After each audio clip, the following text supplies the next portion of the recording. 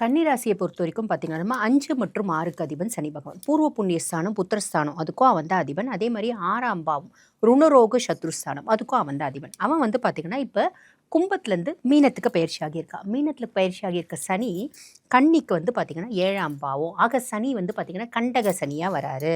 அப்ப கண்டக சனி அப்படின்னா கண்டங்கள் வருமா? அப்படின்னா ஒரு விதத்துல உண்மைதான். அப்ப கன்னிராசி அன்பர்கள் டிஃபால்ட்டாக 3 விஷயத்தில் கவனமாக இருக்கணும். என்னென்ன விஷயத்தில் கவனமாக இருக்கணும்? விஷயம் வந்து பார்த்திங்கன்னா பயணம் சார்ந்த கவனம் அப்படின்றது இருக்கணும். நான் கன்னிங்க, புதன் உச்சமடையக்கூடிய ராசி. எந்த ஒரு விஷயத்தை கற்றுக்கினாலும் அதில் இன்டெப்த் ஆஃப் நாலேஜ் அப்படின்றத நான் கேதர் பண்ணிப்பேன். அப்போ டிரைவிங் போது எக்ஸலண்ட் டிரைவராக இருப்பேன். என்னோட எஃபிகசி ரொம்ப சூப்பராக இருக்கும். எனக்கு போய் என்ன டிரைவிங்கில் பயம் அப்படின்றது கரெக்டு தான். நம்ம எவ்வளோ பெரிய புத்திசாலிகளாக இருந்தாலும் நம்மளுக்கு நேரமும் காலமும் நாளும் கோலும் நட்சத்திரமும் சரியில்லை அப்படின்னா நம்ம என்னமோ ரொம்ப ஜாக்கிரதையாக ரொம்ப தேமேன்னு சிவனேன்னு ஓரமாக கூட போயிட்டுருக்கலாம். இல்லை அந்த பிள்ளை சம்மந்தமே இல்லாமல் நேராக நம்ம மேலே வந்து விடலாம். இதுக்கெல்லாம் நம்ம என்ன பண்ண முடியும்? ரொம்ப சிம்பிள்.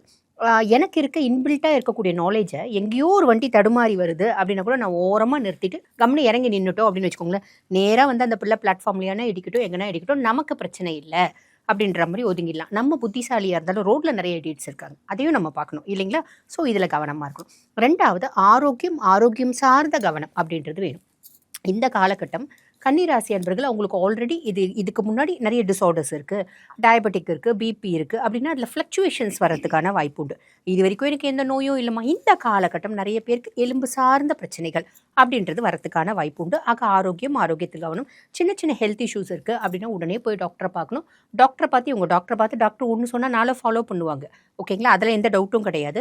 அதுக்கும் மேலே நிறைய அனலைஸ் பண்ணுவாங்க. அனலைஸ் பண்ணிவிட்டு அதுக்கான proper diet, proper life style modifications எல்லாம் எடுத்துப்பாங்க. இந்த காலகட்டம் அதை ஃபாலோ பண்ணணும் அப்படின்றது ஞாபகம் வச்சுக்கணும்.